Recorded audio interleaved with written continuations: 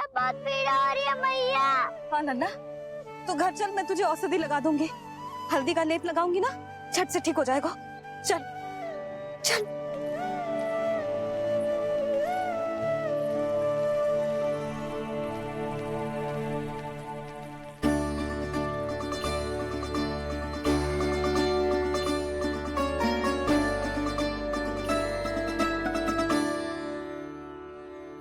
बस नन्ना बस, रो मत। चल चल चल आजा, अभी औषधि लगाऊंगी ना, तेरी सारी पीड़ा लुप्त हो जाएगी। आजा आजा, बैठ जा नन्ना। अभी आई मैं। हाँ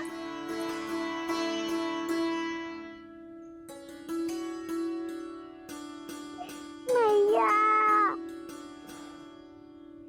अरे तू अभी तक रो है?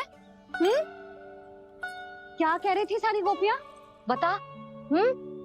के मेरा लल्ला श्री नारायण का अवतार है, दिव्य है, भगवान है। और जब भगवान इतनी छोटी सी चोट पे रोते हैं क्या? इतनी तो लगी भी ना है तुझे जितना तो तू आ ऊ कर रो है।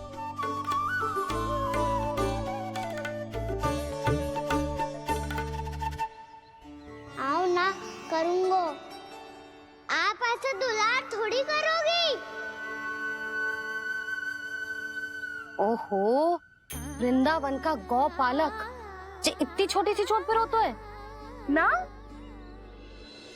गोप बालकों का मुखिया इतनी छोटी सी चोट पे रोता है। मेरा लल्ला तो सबसे शक्तिशाली है, जो इतनी छोटी सी चोट तो क्या बड़े बड़े राक्षसों से भी ना घबराता है। हाँ, एक बार में सबको समाप्त कर देता है कि ना? हाँ मैया, यदि कोई राक्षस वृंदावन की ओर तेरी दृष्टि करके आएगा तो सबसे पहले कान्हा को सुरक्षा में खड़ा पाएगा, फिर चाहे जो पाल बन के आए या बगुला बन के।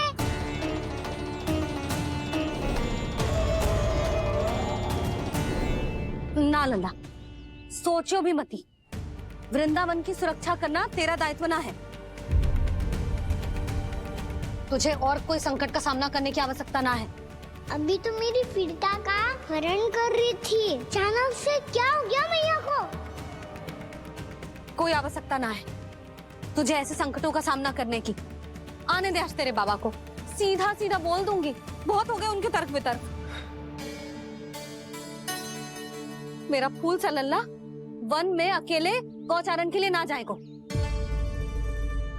आज बगुले ने निकल लियो, कल का छोर हो जाए तो नारायण ना करे, कहीं कछु ऊंच नीच तुझे कछु हो जाए तो मैं तो जीते जी मर जाऊंगी।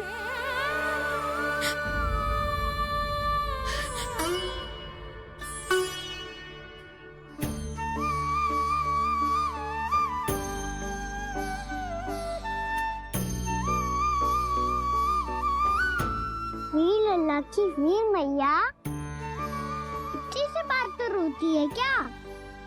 क्या करूं कान्हा, तुझे ऐसे बार बार संकट के मुंह में जाते हुए ना देख सकती मैं। तो फिर मैया मैं वचन देता हूँ, आज के बाद मैं गौचारण के लिए तभी जाऊंगा जब आप आज्ञा दोगी। पक्का? छल ना करेगा ना मेरे साथ? मैंने कब छल करो मैया? अच्छा ठीक है, ना करूँगा छल। यदि आपसे पूछे बिना बाहर निकलो तो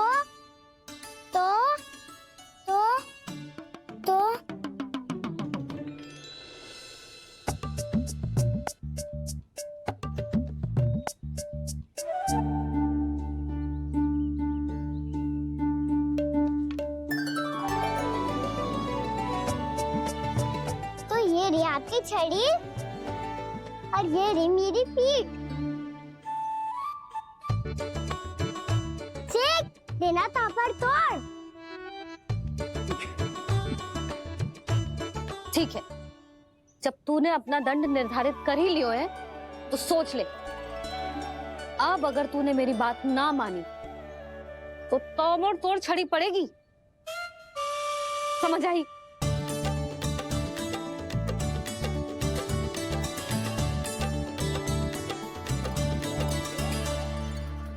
अच्छा ही है कि कान्हा कुछ दिन घर ही रहे। आज वन में जो हुआ है अवश्य कंस ने ही करवाए हुए वो सब।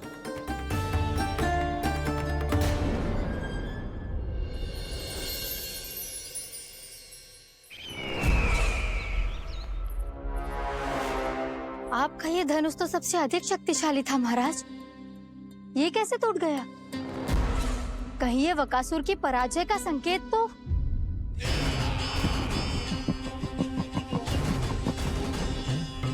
प्राप्ति, लगता है तुम्हें शुभ समाचार मिला नहीं। उस बकासुर ने उस विष्णु अवतार को जीवित ही निगल लिया है। अरे अब तक तो उस नन्हे से बालक को पचा भी चुका होगा वो। उसके तन में रक्त बनकर वो विष्णु अवतार और उसकी शक्तियां और रही होंगी। क्षमा कीजिए महाराज। क्षमा कीजिए।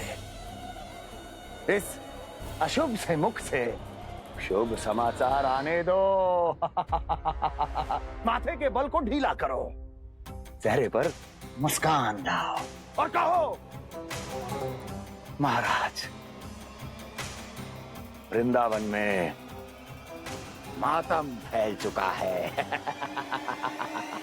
मैं ऐसा ही करता महाराज, यदि सूचना सत्य होती तो।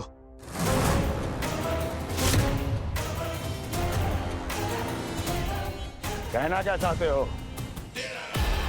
एक क्षण में सूचना उगलो, अन्यथा मेरा योद्धा बकासुर विष्णु अवतार की तरह तुम्हें भी जीवित निकल जाएगा। आने दो। बकासुर मारा गया महाराज, बकासुर मारा गया महाराज, बकासुर मारा गया। बकासुर मर चुका है? असंभव। असंभव। बकासुर ने उस बालक को निगल तो लिया था, पर उसकी सुरक्षा करने के लिए सभी देवता वहां प्रकट हो गए, पर फिर भी कोई बकासुर का सामना नहीं कर पाया। और फिर क्या हुआ? वो बालक स्वयं ही बकासुर के उदर से बाहर आ गया और उसकी चोंच तोड़कर उसकी हत्या कर दी।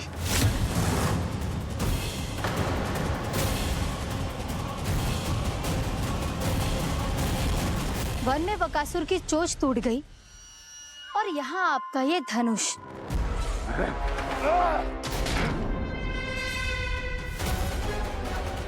केवल नहीं टूटा तो आपका ये भ्रम महाराज। क्षमा कीजिएगा महाराज, आपका भ्रम टूटना आवश्यक है। आवश्यक है आपको यह आभास होना कि उस विष्णु अवतार को पराजित करने के लिए आपके साधारण योद्धाओं में वो सामर्थ्य नहीं है। अच्छा सर, उतना तृणावर्त, बकासुर, ये सब साधारण नहीं थे प्राप्ति, साधारण नहीं थे। फिर तो ये और भी अधिक चिंता का विषय है महाराज, क्योंकि इसका अर्थ तो यही हुआ कि वो विष्णु अवतार कुछ अधिक ही असाधारण है और उसका सामना करने के लिए और उसे मिट्टी में मिलाने के लिए आपको एक ऐसे अस्त्र की आवश्यकता है जो उसके सामने ना झुके और ना ही टूटे।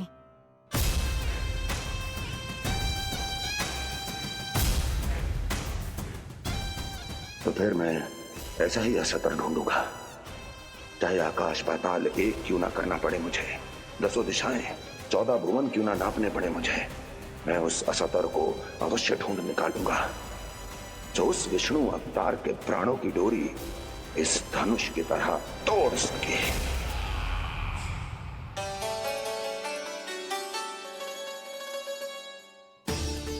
थैंक्स पापा, मैंने मैया को वचन दिया है कि जब तक नहीं चाहेंगी मैं वन नहीं जाऊंगा, इसलिए आप मुझे मारने के लिए कोई शक्तिशाली असुर ढूंढने में व्यस्त रहो। कुछ दिन तब तक मैं व्यस्त रहूंगा अपनी मैया की सेवा करने में।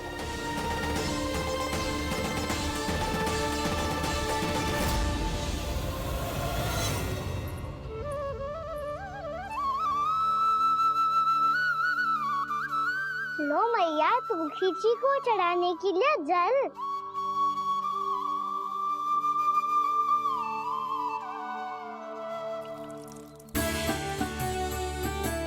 लो मैया, और आटा।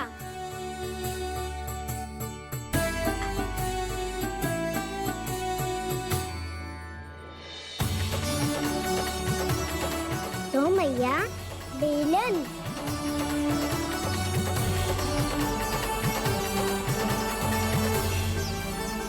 ले तनिक खा ले। ओ मैया, भूख ना लगी है। बिना भूख के खाने से क्या लाभ? और तेरा जब पेट तो कह रहा है कि उसे भोजन चाहिए। और लाभ कैसे ना है लल्ला? भोजन का लाभ है ना, तन को पोषण मिलेगो, स्वास्थ्य बनेगो, जे तेरी भुजाओं में शक्ति आ जाएगी, ताऊ के जैसी, ताऊ से भी अधिक। तेरे जे केस भी लंबे हो जाएंगे। सच्ची मैया? सच्ची, माप के देख लियो नित्य दिन। तनिक खा।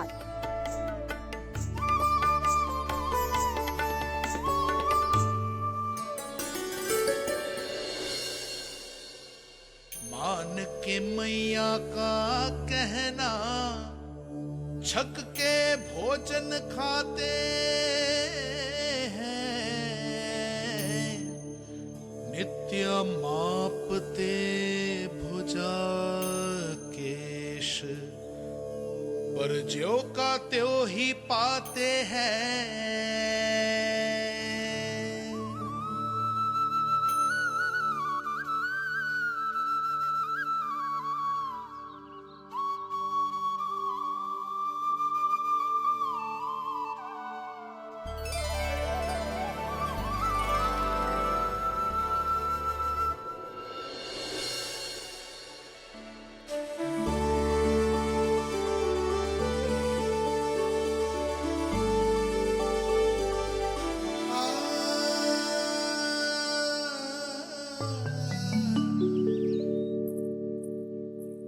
ले लल्ला, फल खा ले।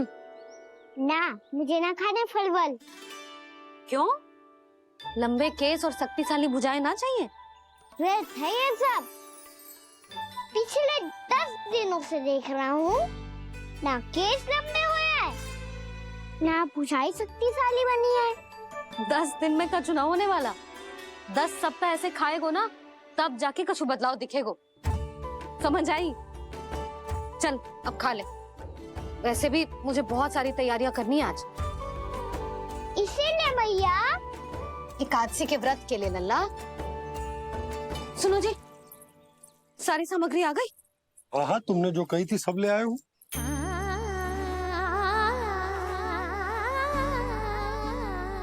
इसमें नारियल तो है ही ना, उसके बिना मैं एकादशी की पूजा कैसे करूंगी?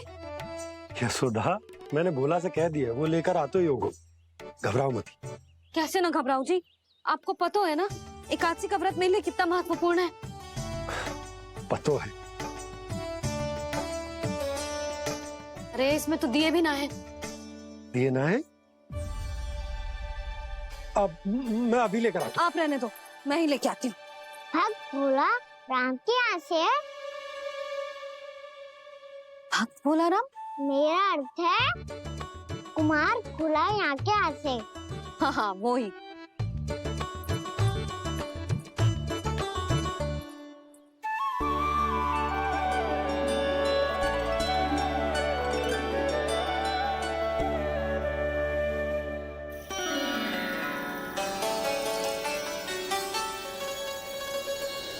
श्री हरि, श्री हरि, मेरे श्री हरि।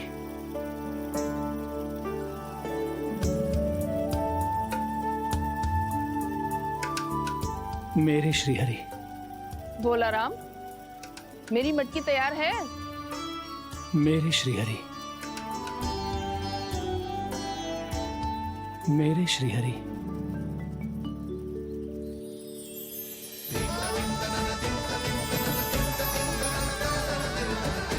भोला राम,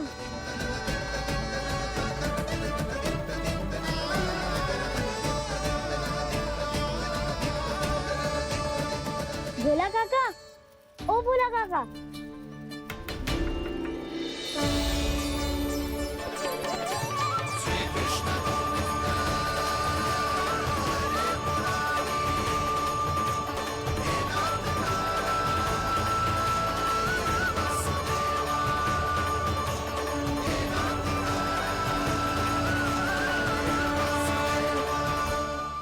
अरे श्री हरि प्रसन्न हो गए, मेरे श्री हरि आ गए, मेरे भगवान आ गए, मेरे श्री हरि आ गए, मेरे भगवान आ गए, मेरे श्री हरि आ गए, मेरे भगवान आ गए, मेरे श्री हरि आ गए, मेरे भगवान आ गए, मेरे भगवान आ गए, मेरे घर मेरे भगवान आ गए।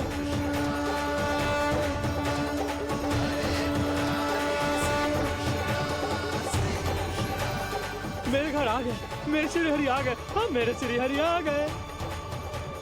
ये तो बावले थे ही, अब बालकन को भी साथ में मिला लिए।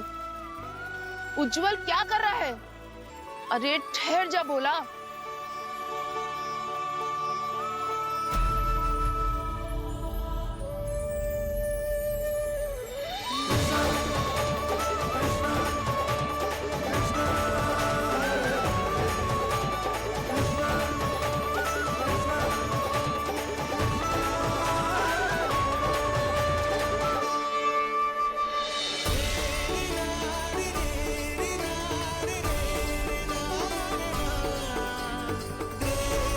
तुम प्रेम से बुलाओ, आएंगे हरी भी।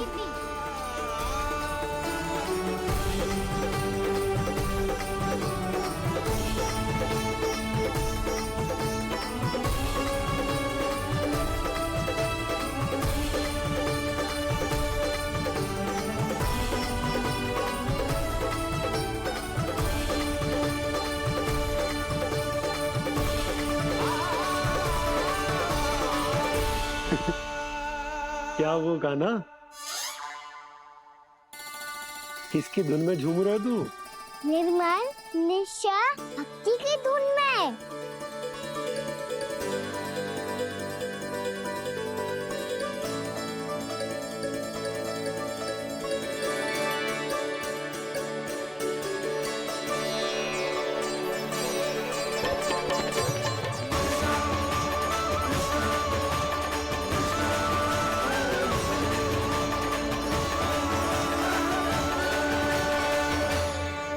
अरे क्या हो गया इन्हें? बावले हो गए हैं क्या? ठहरो, कोई आवश्यकता ना है ऐसे बावलों की तरह नाचने की।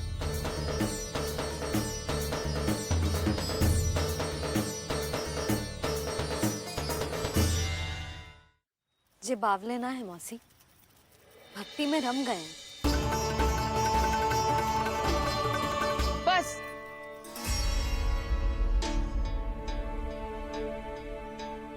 हम सब कब से खड़े हैं यहाँ, पर तुम्हें कुछ ध्यान ही ना है।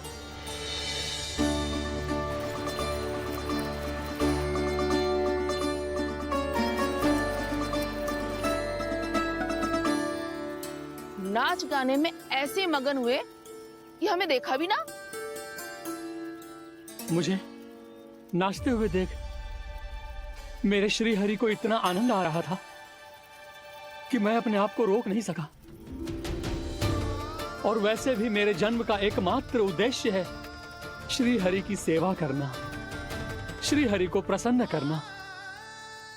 तुम बावले हो भोलाराम, या हमें बावला बना रहे हो? श्री हरि और तुम्हें देख रहे हैं। हाँ, अभी वो यहीं थे, देख रहे थे। भोला काका, आपने भी ना अति कर दी अब। हमें भी बताओ तो नहीं, कहाँ थे श्री हरि?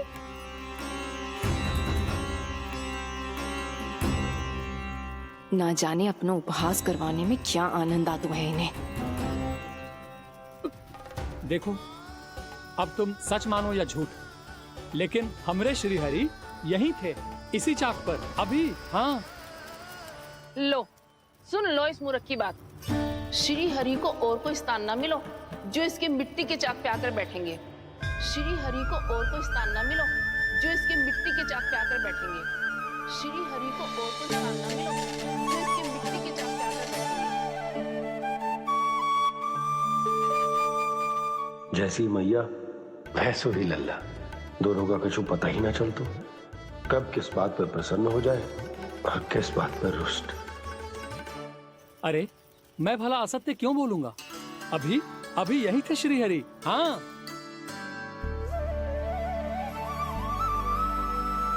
हाँ, जैसे श्री हरि को तो कोई कार्य है ही ना। वो तो आतुर होके बैठे रहते हैं कब तुम हरि हरि बुलाओ और वो दौड़े चले आए। भगवान तो भक्तों के पास आने के लिए सदैव आतुर रहते हैं। बल्कि सत्य तो यह है कि भक्तों के मन में ही निवास करते हैं भगवान। भगवान तो भक्त के पास आने के लिए सदैव ही आतुर रहते हैं शंकरी मौसी। बल्कि सच्ची बात तो ये है कि भगवान हमारे मन में ही निवास करते हैं। कम से कम तू तो इसे बढ़ावा मत दे जशोदा। जब देखो जब हरि नाम की रट लगाए रहते है। हरि बोलते बोलते ऐसो बावलो होता है कि सारा कार्य भूल जाता है। 2 दिन से अपनी मटकी के लिए चक्कर काट रही हूँ। अभी तो एक चक्कर और लगाना होगा आपको। आपकी मटकी तैयार हो गई है, अभी लाता हूँ।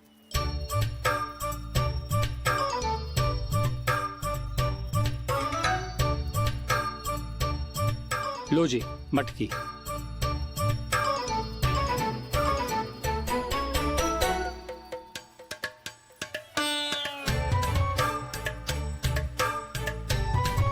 इस कच्चे मटके का क्या करूं मैं?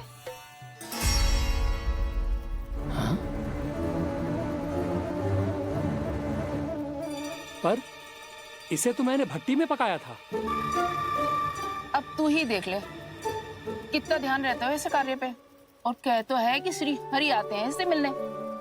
हाँ आते हैं और आगे भी आएंगे हमारे श्रीहरि हमसे मिलने। और आके मोक्ष देंगे, है ना?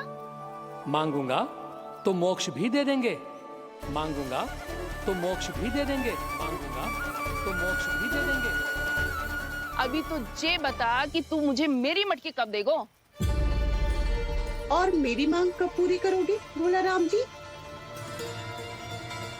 मेरो घड़ा मेरे दिए तो तैयार है ना? कल एकादशी की पूजा और व्रत के लिए। एकादशी का व्रत? हाँ, एकादशी का व्रत। इसे करने से श्री हरि बहुत प्रसन्न होते हैं। अच्छा, फिर तो अभी लाया।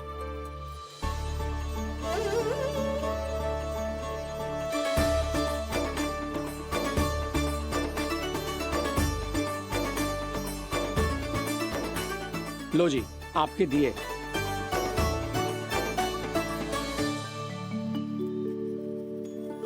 और जो हमने मांगा है वो?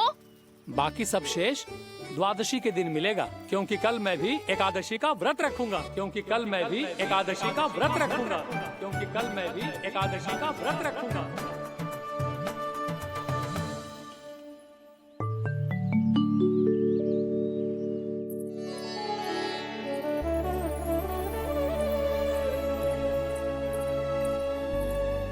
जानकी, फूलों का प्रबंध हुआ कि ना? हाँ भाभी, जे रे। सदैव विलंब कराती है। पर भाभी इस बार तो फूल समय से ही लाई थी। क्या हुआ जशोदा? अभी तो पूजा की तैयारी ना हुई? देखो ना मौसी, ये जानकी ना कुछ छूट ही जाता है इसके कारण। एकादशी की पूजा और व्रत आते ही जसोदा भाभी इतनी वग्र हो जाती है। ऐसो क्या होगा इस पूजा में?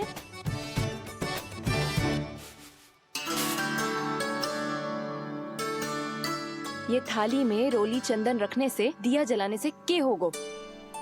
आपको पता भी है एकादशी का व्रत क्यों रखते हैं? क्या महत्व है इसका? लो, जे तो मैं जसोमती रानी से पूछना भूल ही गया। पर हाँ भगवान, मेरे लिए इतना ही पर्याप्त है कि इस व्रत को रखने से मेरे श्रीहरि हमसे प्रसन्न हो जाएंगे।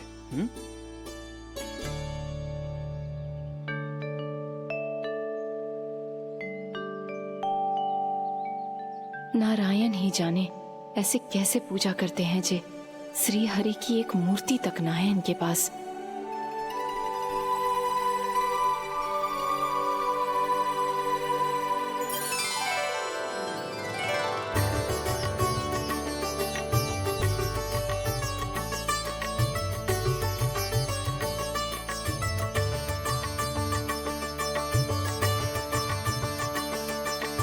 प्रभु, न तो मेरे पास मूर्ति है और ना तो इस व्रत के विधि विधान के बारे में मुझे जानकारी है और ना ही मुझे इसके महत्व के बारे में जानकारी है, पर फिर भी मैं करना चाहता हूं।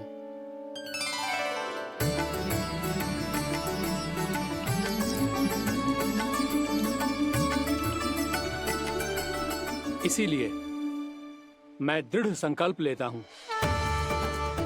पूरी निष्ठा के साथ, श्रद्धा के साथ और पूरी आस्था के साथ मैं इस व्रत को संपन्न करूंगा।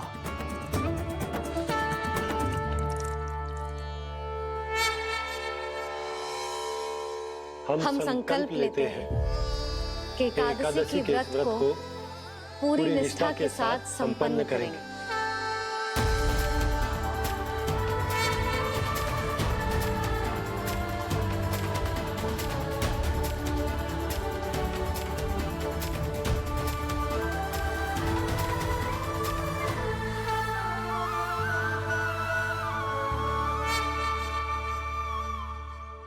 तुलसी जी के पत्ते तो हैं ही ना।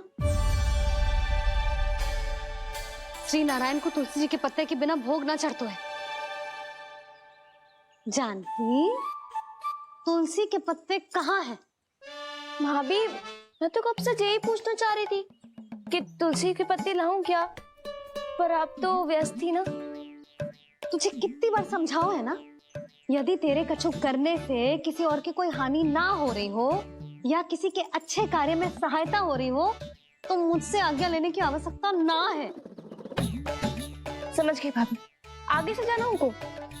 ले अभी लेकर आती हूँ।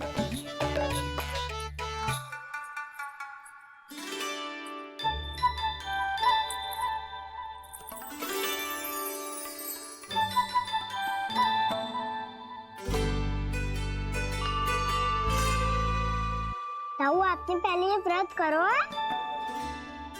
आपको इसका महत्व पता है? भाभी चल। जानकी, तुमने ये व्रत करो है? फिर तुमको इसका महत्व पता है? सुमति जी, आपको पता है इसका महत्व?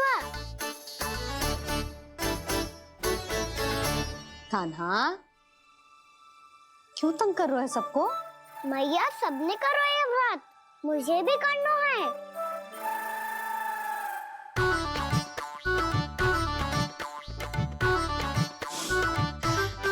ये व्रत केवल बड़ों के लिए होती है लल्ला। जब आप ये व्रत कर सकती हो, बाबा कर सकते हैं, ये सारी गोपियां कर सकते हैं, वो भी कर सकते हैं, तो मैं क्यों ना कर सकता? क्योंकि तू कल तक भूखा ना रह पाएगो लल्ला। जब भक्त रह सकते हैं, फिर मैं क्यों नहीं रह सकता? मेरा अर्थ है कि नारायण के भक्त मैया, मैया मान जाओ ना, मुझे करने दो ना ये व्रत। अपनी लल्ला पे आप विश्वास ना है आपको? विश्वास है। अच्छा ठीक है, तू भी कर ले।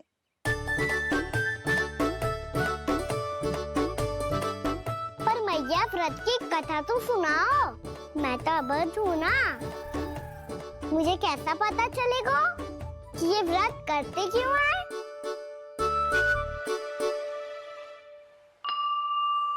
प्रभु, मुझ अबोध को कैसे पता चलेगा कि इस व्रत का क्या विधि विधान होता है और क्यों रखा जाता है और इसका महत्व क्या होता है?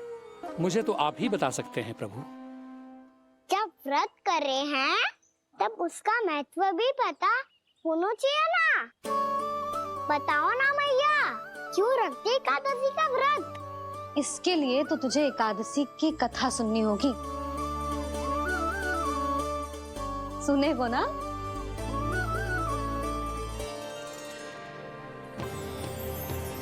वसुदेव सुतं देवं कंसचाणूरमर्दनम् श्री हरि। यशोदा परमानंदं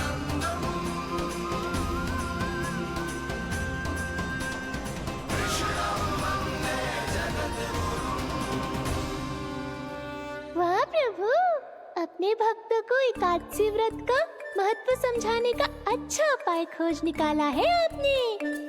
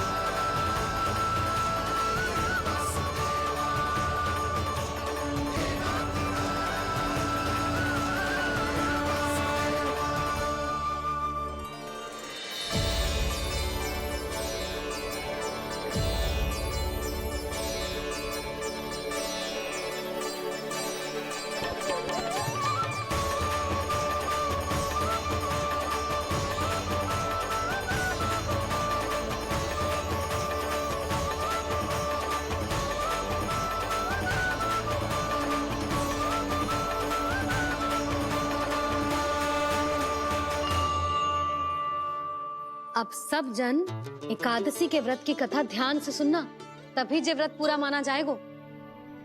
समझो लल्ला।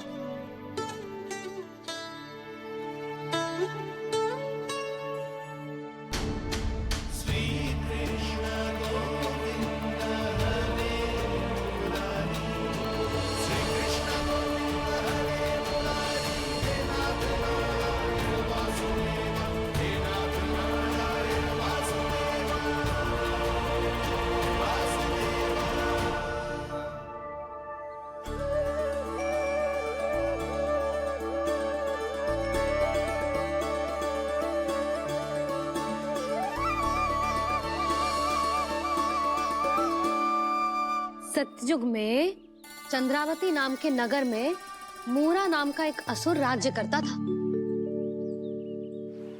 ओम ब्रह्मदेवाय नमः। ओम ब्रह्मदेवाय नमः। ओम ब्रह्मदेवाय नमः। ओम ब्रह्मदेवाय नमः।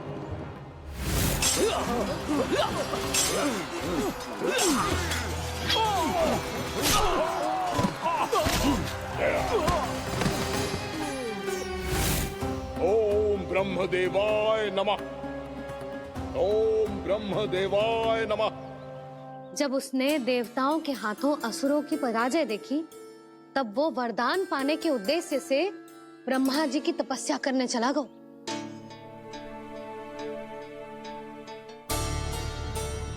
शीघ्र ही मूरा की तपस्या सफल हो गई और ब्रह्मदेव जी उससे प्रसन्न हो गए।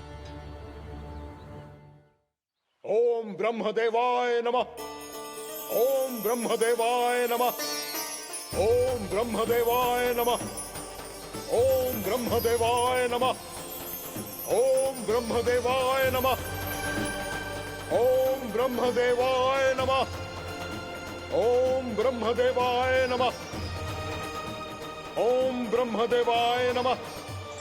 ओम ब्रह्मदेवाय नमः। मूरा, प्रणाम ब्रह्मदेव। तुम्हारी तपस्या सफल हुई। बोलो, तुम्हें क्या वर चाहिए?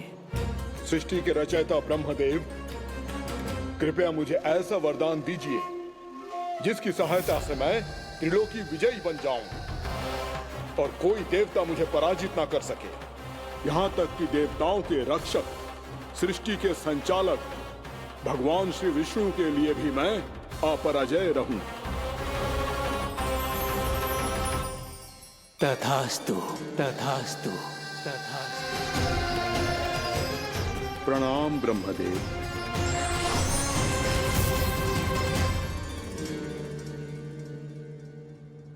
ऐसा वरदान पाकर मूरा बहुत अभिमानी होगा।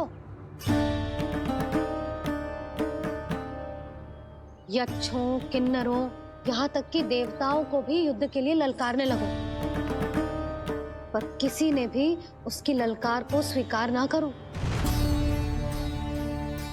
क्योंकि सभी उसकी शक्ति से बहुत भयभीत थे और उसके सामने युद्ध किए बिना ही अपनी पराजय स्वीकार करने लगे और फिर दंभ में आके उसने स्वर्ग लोक पर भी आक्रमण कर दिया। और देवराज इंद्र तक को चुनौती दे डाली।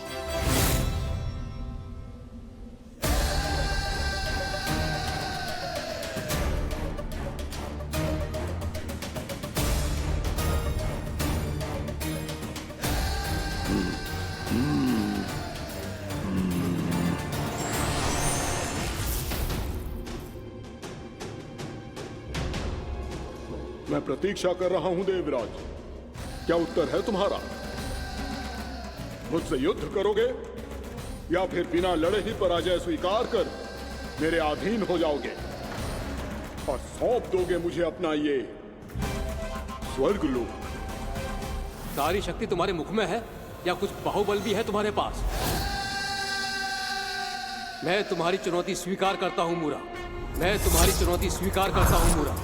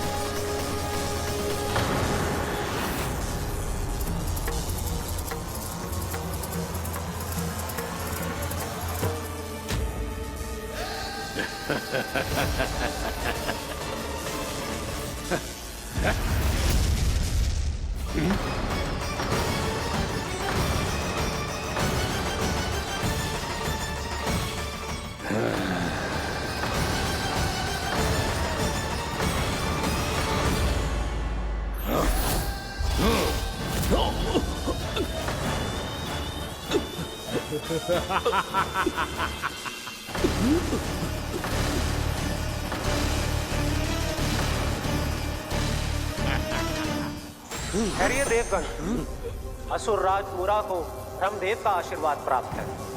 आप में से कोई भी इन्हें पराजित नहीं कर पाएगा।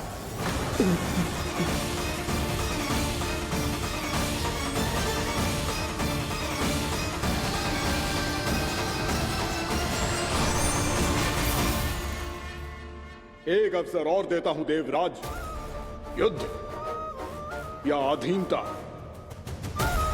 क्या उत्तर है तुम्हारा देवराज?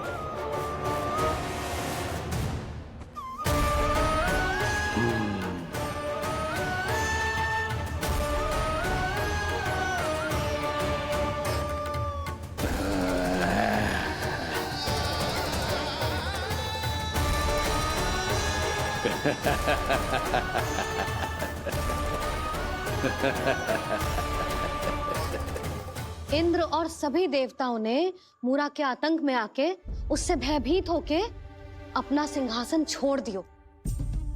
अब मूरा स्वर्ग का अधिपति बन गयो और शीघ्र ही उसने अन्य सभी असुरों को स्वर्ग में निवास करने के लिए आमंत्रित कर दिया। और इस प्रकार से वो धीरे धीरे तीनों लोकों का सम्राट बन गयो।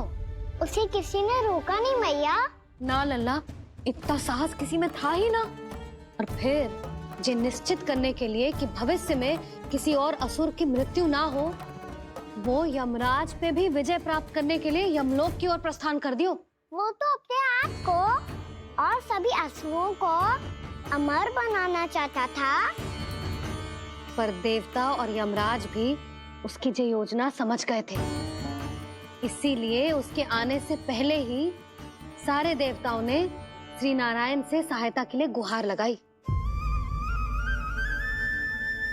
अब केवल आप ही कुछ कर सकते हैं प्रभु। अभी तो मूरा केवल त्रिलोक का स्वामी है, और यदि उसने यमलोक भी जीत लिया तो वो जीवन को ही नियंत्रित नहीं करेगा प्रभु, वो मृत्यु का भी स्वामी हो जाएगा। ऐसे में पहले सृष्टि का संतुलन तो नष्ट होगा प्रभु, और फिर स्वयं सृष्टि ही नष्ट हो जाएगी। ऐसा नहीं होगा यमदेव, नियति ऐसा होने ही नहीं देगी। विधि रचेगी खेल और मैं बनूंगा माध्यम। असुर राज मूरा का सामना मैं करूंगा। बस आप मुझे चुनौती देने के लिए उसे तैयार कर लीजिए, चाहे उसके लिए आपको साम दाम दंड भेद कोई भी उपाय क्यों ना अपनाना पड़े।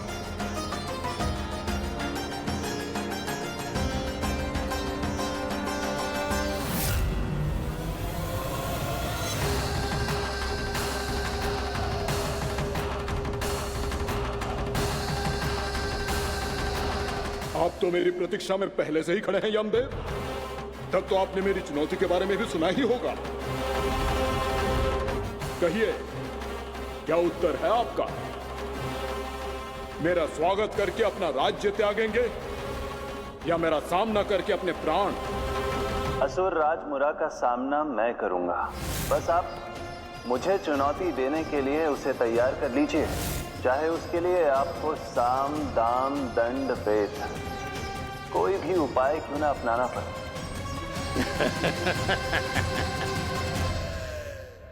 हे असुर श्रेष्ठ, मैं आपकी अधीनता स्वीकार करने के लिए तैयार हूं। बस एक विनती है मेरी। शर्त को विनती का नाम देकर पहलाना चाहते हो मुझे यमराज? असुर राज मूरा के सामने शर्त रख पाओ, इतना सामर्थ्य नहीं है तुम में। इसका आभास है मुझे असुरराज, पर मैं आपकी अधीनता स्वीकार करूं इससे पहले आपको स्वामी धर्म का पालन करना होगा। मेरे पुराने स्वामी के क्रोध से मेरी रक्षा करनी होगी आपको। कौन है तुम्हारा पुराना स्वामी? भगवान श्री नारायण। और छोटी माँ मुरासुर को तो श्री नारायण से भी रक्षा का वरदान प्राप्त था ना? यही तो श्री नारायण की लीला थी बलराम। पर वो राक्षस अपने दम में जे समझ ही ना पाओ कि वो क्या भूल करने जा रहे हैं। अब पहुंच गो भगवान श्री नारायण को चुनौती देने के लिए।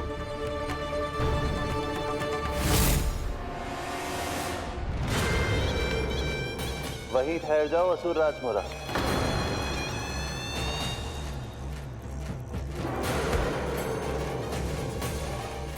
यहाँ क्यों आए?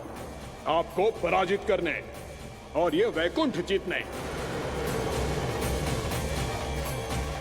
ताकि मैं यमलोक का स्वामी बन सकूं। फिर आओ, युद्ध भूमि में मेरा सामना करो।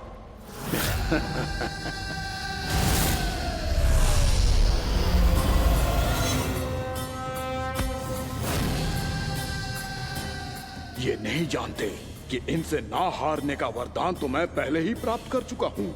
इसलिए युद्ध ठीक से आरंभ हो पाए उससे पहले ही इन्हें जीत लूंगा मैं।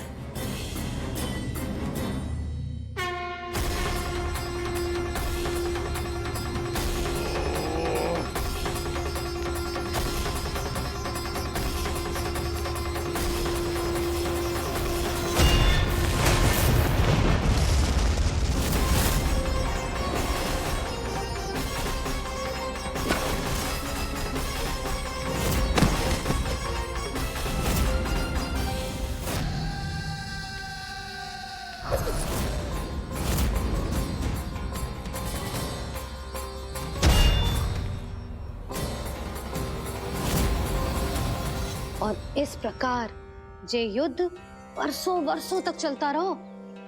दोनों योद्धा पूरे ब्रह्मांड में अनेक अस्त्रों शस्त्रों के साथ युद्ध करते रहे।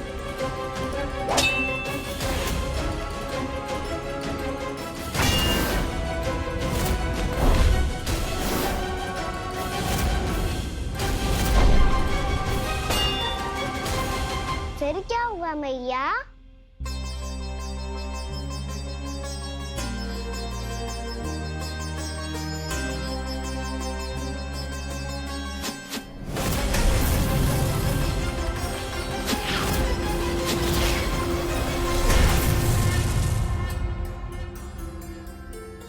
उस युद्ध को कभी समाप्त हुआ हो, पर कैसे? शीघ्र ही वो राक्षस थक गौ लल्ला।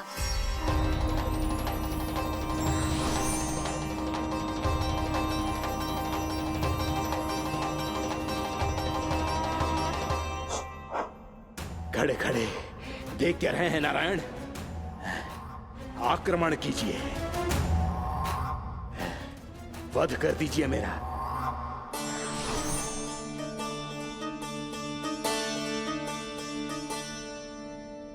मैं तुम्हारी वीरता से प्रभावित हूं, इसीलिए इतनी थकान की स्थिति में मैं तुम जैसे वीर पर आक्रमण नहीं करूंगा। जाओ विश्राम करो। यदि फिर से युद्ध करने की इच्छा हो तो तुम्हारा स्वागत होगा।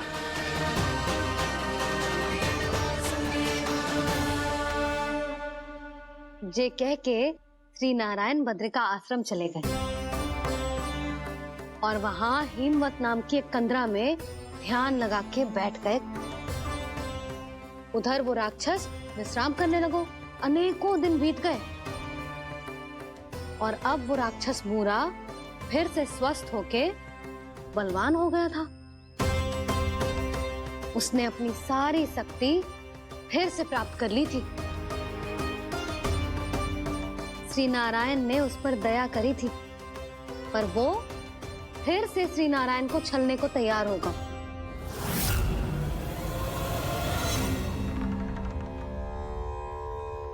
ध्यान में बैठे बैठे श्री नारायण योग निद्रा में चले गए,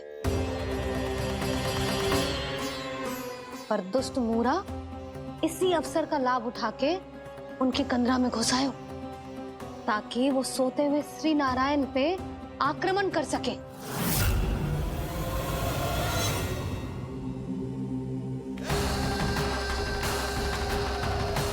आज इस लंबे युद्ध को जीतकर अपने इस अंतिम शत्रु का भी अंत कर दूंगा मैं।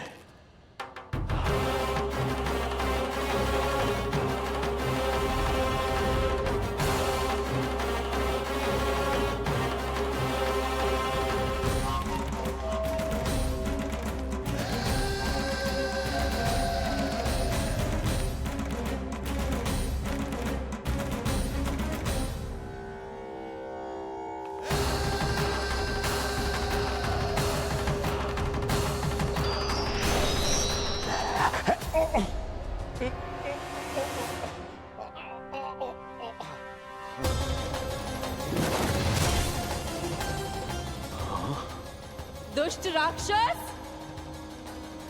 प्रभु ने तुझ पर दया की, तुझे संभलने का अवसर दिया। तू इन्हीं पर ही छल से वार करने चला है।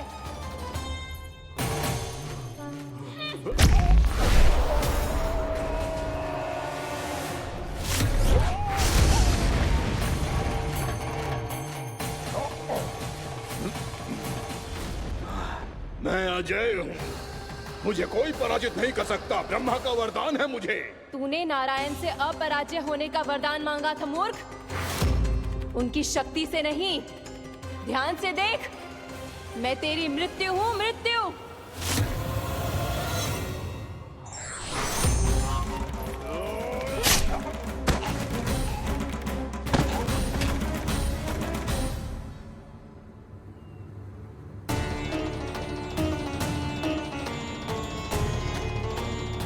वो देवी कौन थी छोटी माँ? और कौन बलराम, वही तो थी देवी एकादशी।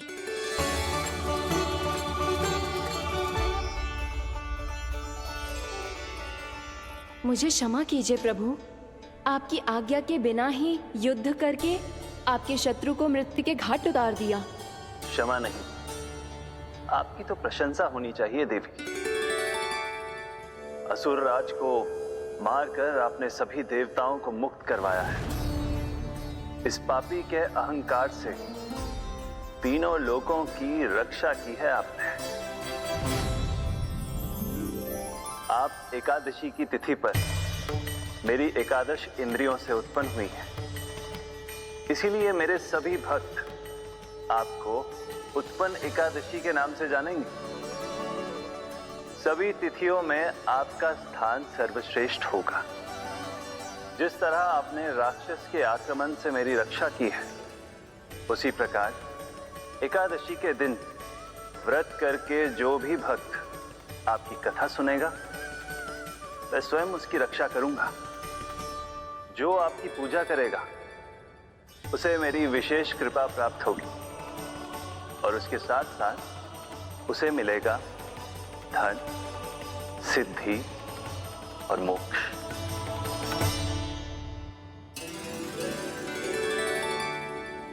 इसीलिए आज के दिन व्रत रखने का बहुत अधिक महत्व होता है। बोलो एकादशी मैया की जय। बोलो श्री नारायण भगवान की जय।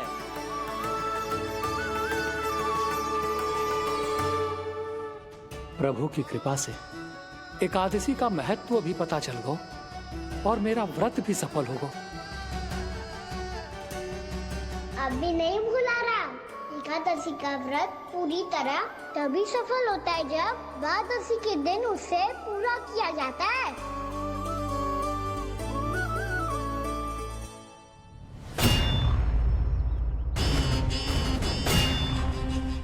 आवश्यक है आपको यह आभास होना कि उस विष्णु अवतार को पराजित करने के लिए आपके साधारण योद्धाओं में वो सामर्थ्य नहीं है।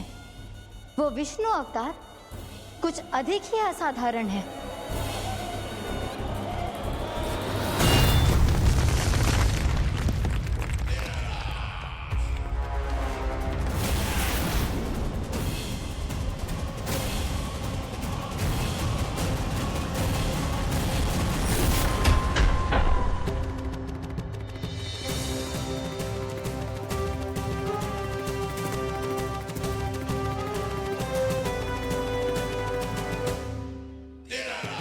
अब मैं दिखाऊंगा उस विष्णु अवतार को असाधारण शत्रु क्या होता है।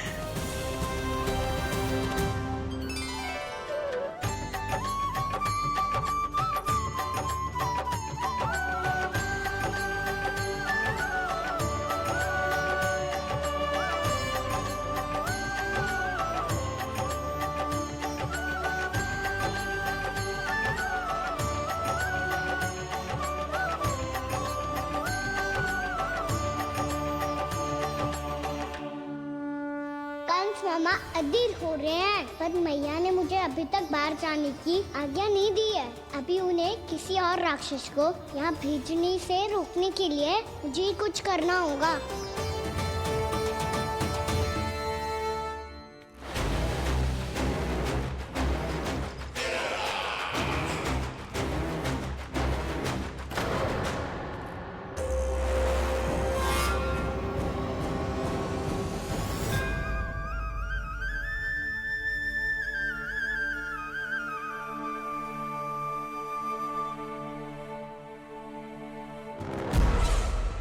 कौन हो तुम?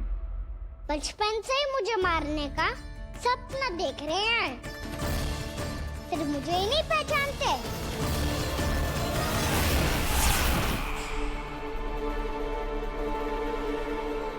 बचपन से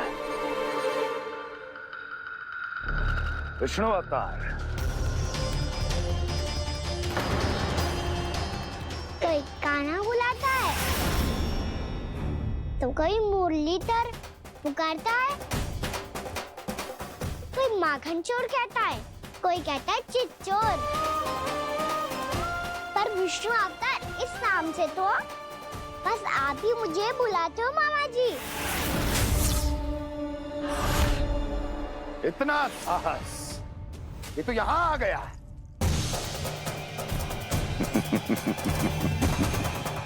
यहाँ आ तो गया तू विष्णु अवतार, किंतु यहाँ से जीवित नहीं जाएगा।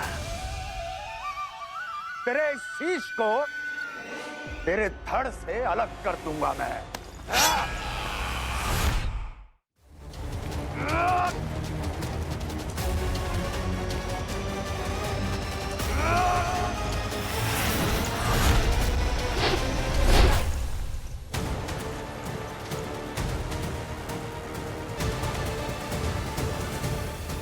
कहाँ देख रहे हो मामा जी?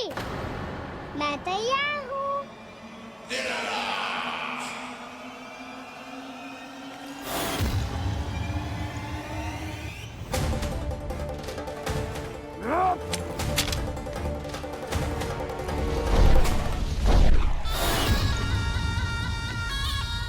मामा जी, आप सदैव इसी तरह क्रोध में रहते हो क्या?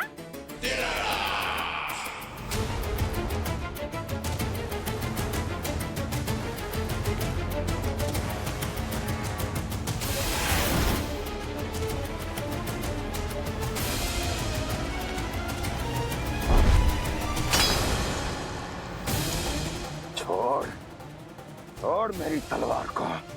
छोड़ो तो तब जब पकड़ा हूँ।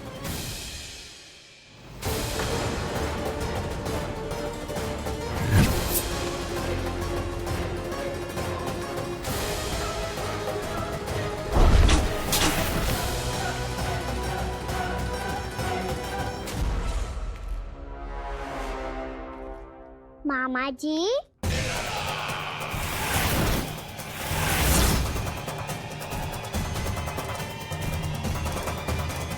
आप थक गए होंगे, थोड़ा विश्राम कर लो। आपका तो पता नहीं, मैं अवश्य थक गया हूँ।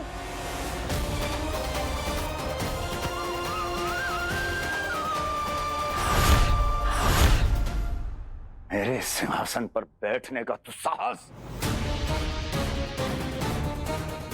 अभी तो बस अभ्यास कर रहा था मामा जी। भविष्य में मुझे तो बैठना है यहाँ। आपने बल प्रयोग करके से अपने पिताजी से छीना था। मैं आपसे छीन लूंगा। जो छल और बल से लिया जाए वो अधिक समय तक टिकता नहीं है मामा जी।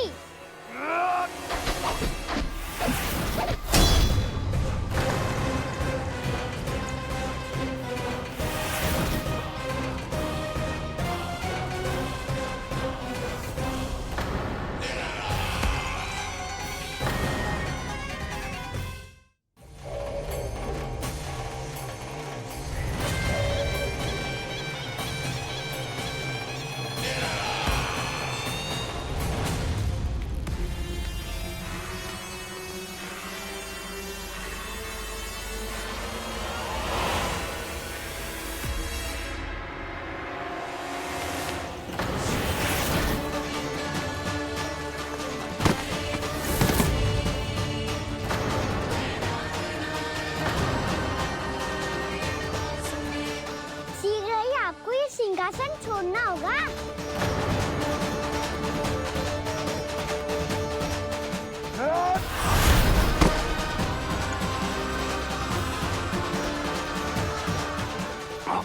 वो मेरा सिंहासन छीनना चाहता। वो आ रहा है, वो आ रहा है। सैनिकों, दुर्जन, बंद कर दो सभी द्वार और घरों के, सब के सब। इसकी हर संभावना पर इतना कड़ा पहरा बिठा दो कि ना तो कोई महल के भीतर आ सके, ना तो बाहर जा सके। मुझे महल की चप्पे चप्पे की सूचना चाहिए। जाओ।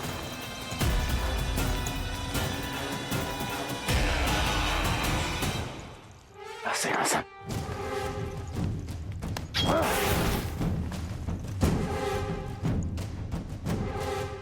अब आ, दुष्ट मायावी, छलिया विष्णु अवतार, मैं कंस तेरी प्रतीक्षा कर रहा हूँ।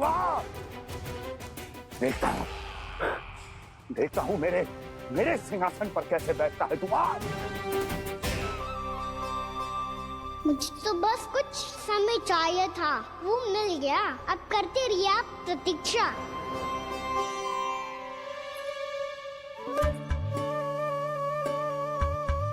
जी अपने आप से बातें क्यों कर रहे हो जी?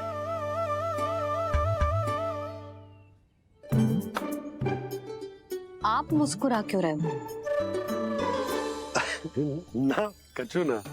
बताओ क्यों मुस्कुरा रहे हो? तुम ही पर गए जी। जब तुम व्रत करती हो तो तुम भी ऐसा ही करती हो। इसी प्रकार भूख अधिक लगने पर अपना ध्यान भटकाने के लिए स्वयं से ही बड़बड़ाती रहती। होगा। आपको तो बस मेरा उपहास उड़ाने के लिए बहाना चाहिए।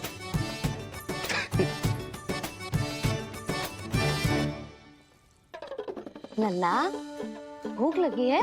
ना मैया, व्रत करे तो भूख कैसे लगेगी?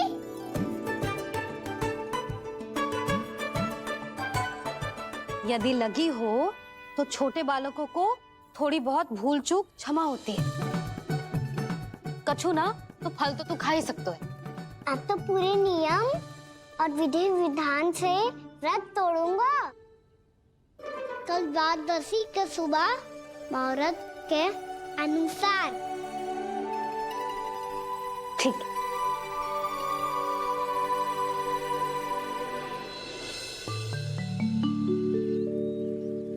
लल्ला, एकादशी समाप्त हो गई है, द्वादशी लग गई है। अब तू व्रत तोड़ सकते है। भोजन कर ले।